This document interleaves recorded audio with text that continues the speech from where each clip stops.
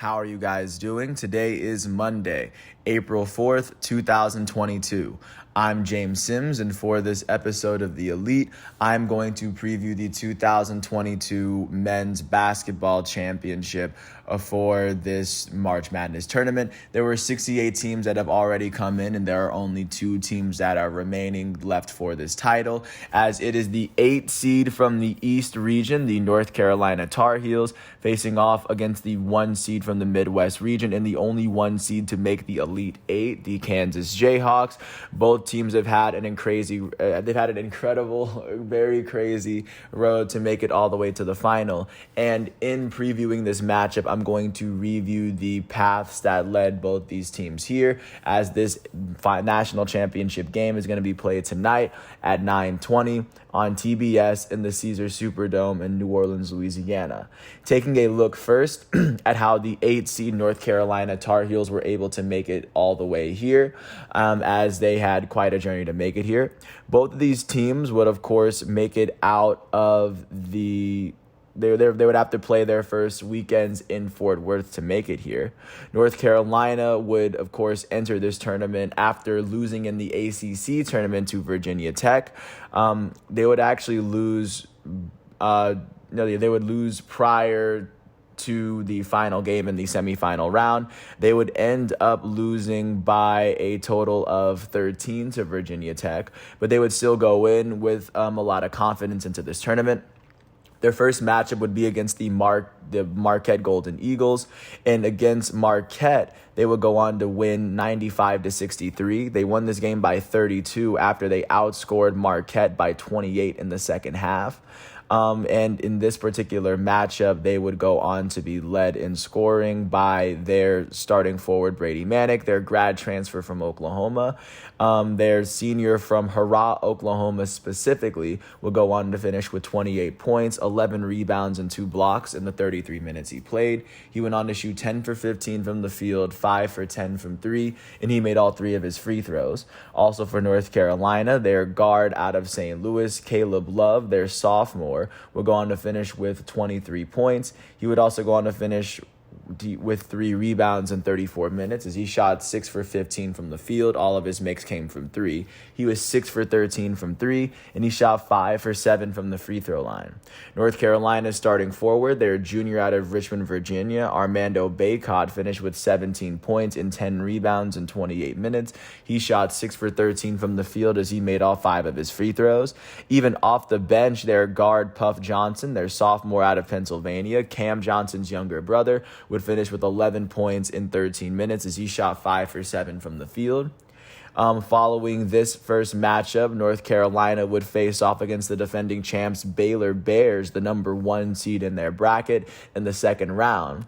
In the second round, they would go on to beat Baylor 93-86. They outscored Baylor by 13 in the first half and were up by even more than 25 at one point. Baylor would go on to tie the game in regulation before sending it to overtime, before UNC would beat Baylor by 7 in this second round matchup. In the winning end of this matchup, they were led in scoring by their starting guard, R.J. Davis. Their sophomore out of White Plains, New York, would go on to finish with 30 points, 5 rebounds, and 6 assists in 45 minutes. He shot 8 for 17 from the field, 5 for 10 from 3, and he shot 9 for 10 from the free throw line. UNC's forward out of Oklahoma, Brady Manick, finished with 26 points. He also had 5 rebounds in 28 minutes before he got ejected for throwing an elbow. He would go on to shoot 8 for 13 from the field, 4 for 8 from 3, and he shot 6 for 8 from the foul line as well. North Carolina starting forward, Armando Bacot, their junior from Virginia, would, of course, go on to finish with yet another double-double in this tournament. He finished with 15 points, 16 rebounds, 4 assists, and 3 blocks in the 39 minutes he played. He shot 4 for 10 from the field, as he actually made less than half of his free throws. Regardless, UNC would go on to make it out of their very first weekend with a very tough opponent behind them at that point. They would go on to play their Sweet 16 and Elite 8 weekend in Philadelphia. Their third matchup of the tournament would be against 4-seed UCLA out of the Pac-12. In this matchup, they would beat UCLA 73-66. This would come after they outscored UCLA by 10 in the second half. In this matchup, they were led in scoring by their sophomore guard out of St. Louis, Caleb Love. He would go on to finish with 30 points alongside 3 rebounds and 4 assists in the 40 minutes he played. He shot 11 for 24 from the field, 6 for 13 from 3, as he would shoot a perfect 2 from 2 from the foul line without sitting on the bench. Armando Bacot from Virginia would finish with 14 points and 15 rebounds in 31 minutes. He shot 6 for 10 from the field and 2 for 4 from the foul line. UNC's forward out of Oklahoma, Brady Manick, finished with 13 points and 8 rebounds in the 38 minutes he played. He shot 5 for 13 from the field. And then their starting guard out of New York, RJ Davis, finished with 12 points and 7 rebounds in 37 minutes. He shot 3 for 11 from the field and made all 5 of his free throws. With this win, North Carolina would go on to the Elite 8, where they would face off against the 15-seed St. Peter's. That was a Cinderella team to make it to that round in the first place. North Carolina would beat 15-seed St. Peter's by 20. They won it 69-49 after originally outscoring St. Peter's by 19 in the first half. In this Elite 8 matchup, they would be led in scoring by their starting forward out of Virginia, as Armando Bacot finished with a 20-20 game. He finished with 20 points, 22 rebounds, and 2 blocks in 35 minutes. He shot 8 for 15 from the field, and he would shoot 4 for 9 from the free throw line. Their starting forward out of Oklahoma, Brady Manick, finished with 19 points and 8 rebounds in 39 minutes. He shot 7 for 11 from the field, 4 for 6 from 3, and he made one of his 2 free throws. Their starting guard out of St. Louis, Caleb Love, finished with 14 points in the 39 minutes he played, as he shot 6 for 17 from the field.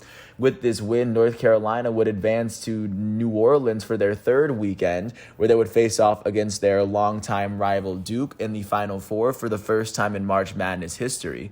And in Coach K's final game, they would go on to beat the second seed Duke Blue Devils, who would be the one team to make it out of the West. This came after Duke beat Arkansas in the Elite 8.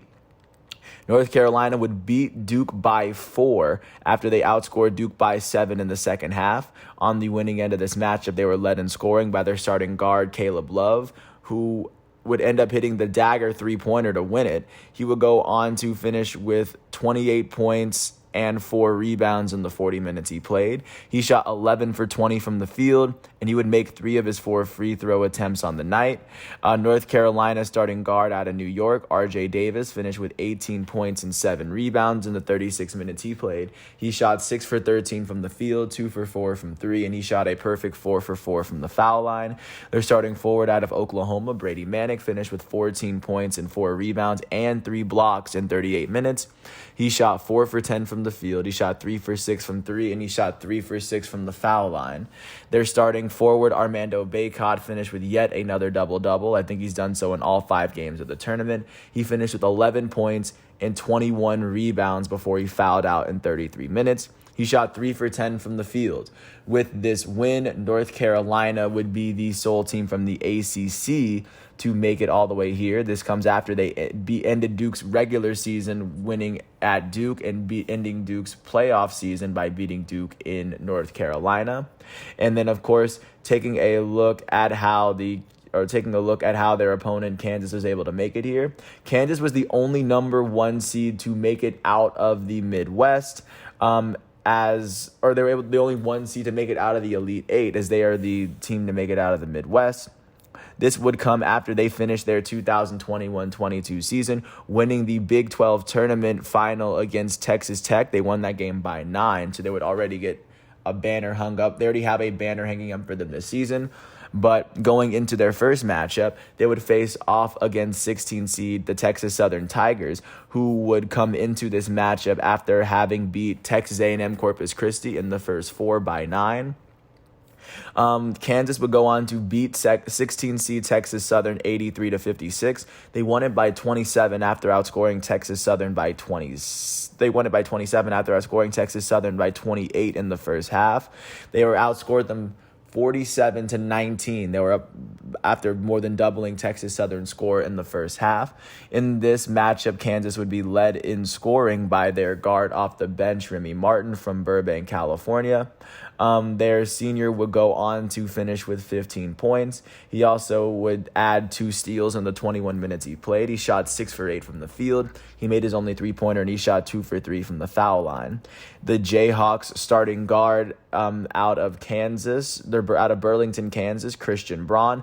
Their junior finished with 14 points and 5 rebounds in 31 minutes. Brown shot 5 for 12 from the field, 4 for 5 from 3 as well. Kansas's starting guard, DeJuan Harris Jr., their sophomore from Columbia, Missouri, will go on to finish with 12 points and 2 steals in 29 minutes. He shot 5 for 6 from the field as he made both of his threes.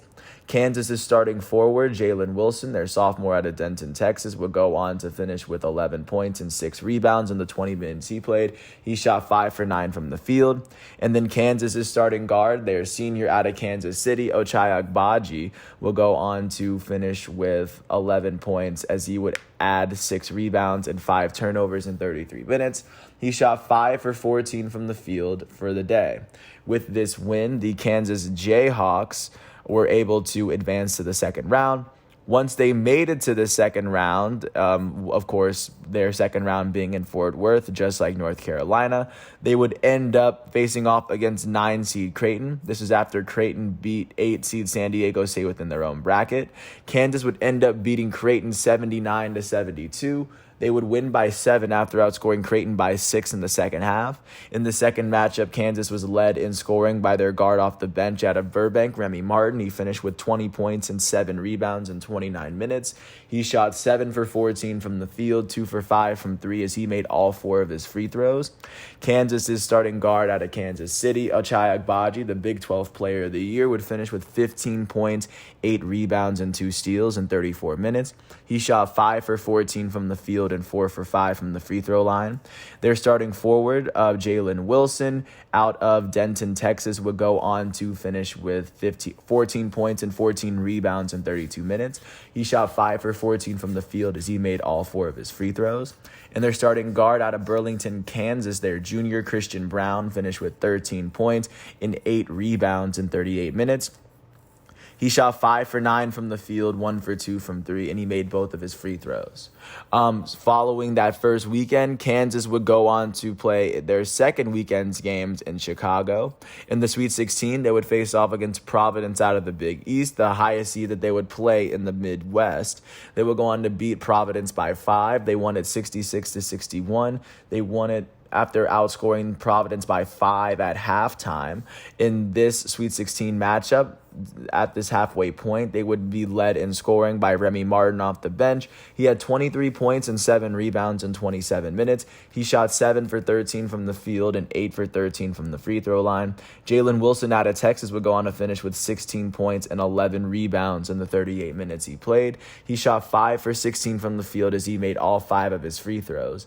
With this win, Kansas would stay in Chicago to play their Elite 8 game against the 10-seed Miami Hurricanes out of the ACC. They would beat Miami 76-50. This would be after they came from behind. They were trailing by 6 at halftime. They would outscore Miami 47-15 by 32 points in the second half to win this game by 26. In this particular matchup, Kansas would be led in scoring by their starting guard, the Big 12 Player of the Year, Ochai Agbaji. He finished with 18 points, 5 rebounds, and 4 steals in 34 minutes. He shot 8 for 12 from the field and made both of his threes. Kansas's starting forward, David McCormick, their senior out of Norfolk, Virginia, will go on to finish with 15 points in the 18 minutes he played. He went on to shoot 6 for 7 from the field and 3 for 4 from the foul line. Kansas's starting guard out of Burlington, Christian Braun, finished with 12 points and 6 rebounds in 35 minutes. He shot 4 for 9 from the field, 1 for 2 from 3, and he shot 3 for 5 from the foul line.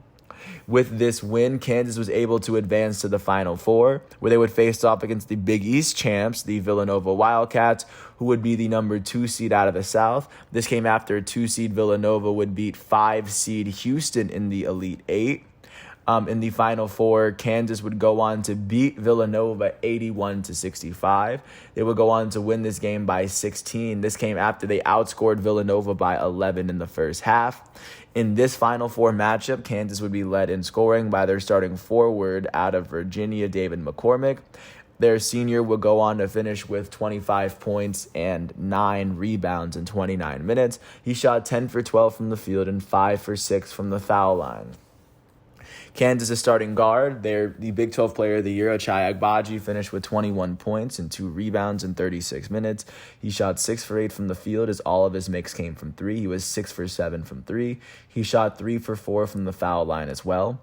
Kansas' forward out of Texas, Jalen Wilson, finished with 11 points, 12 rebounds, and 5 assists in 37 minutes. He shot 4 for 11 from the field, and he would make both of his free throws. And their starting guard out of Kansas, Christian Brown, finished with 10 points and 5 assists.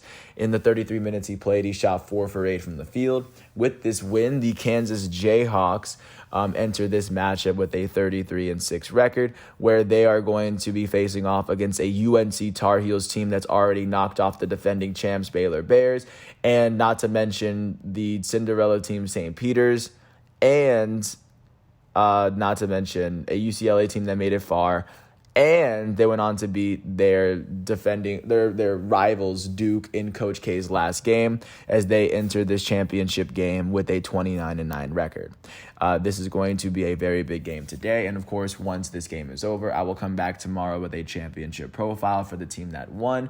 But of course, congratulations to both teams for even making it this far. If North Carolina wins, this would be their 7th championship. If Kansas wins, this would be their 4th. So, of course, congrats to both teams, and only one team can win and only one team can lose. Congrats to both teams for winning the 5 games necessary to make it here.